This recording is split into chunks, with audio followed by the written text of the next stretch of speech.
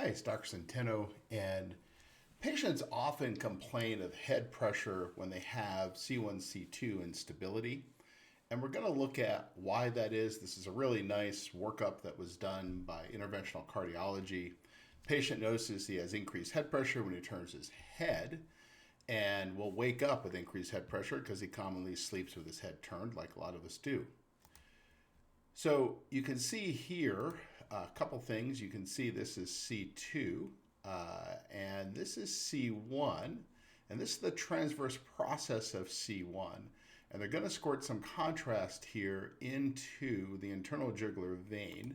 So you can see here, boom, they just squirted the contrast, but the contrast is going to stay up here and not flow downward like it's supposed to. So it's getting hung up there on C1, and that's because of the C1, C2 instability. The C1 transverse process is coming too far forward, so it's getting hung up right there. And then you're going to see as this guy turns his head, watch this whole line here. You're going to see it, it's pretty quick, but you'll see it open up and then flow downward. Boom, it just opened up and all flowed downward. So we're going to look at that one more time here. You can see again, transverse process. They're going to squirt some contrast here with his head turned. Boom, you can see right there, they squirt the contrast, that's where it stays. Again, watch this whole line here for the rest of the internal jugular vein. As he turns his head to neutral, you can see it just opened up there. So what does this guy need? Well, he's going to get a PICL procedure. He has an internal alar ligament issue. He doesn't need any surgery at this point.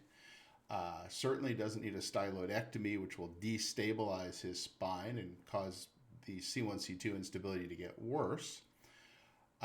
And this is a common problem that we see. Now, this is the most accurate way to diagnose that problem, and didn't really need to be diagnosed because we were going to stabilize his C1, C2 anyway, but it is a really beautiful demonstration in real time.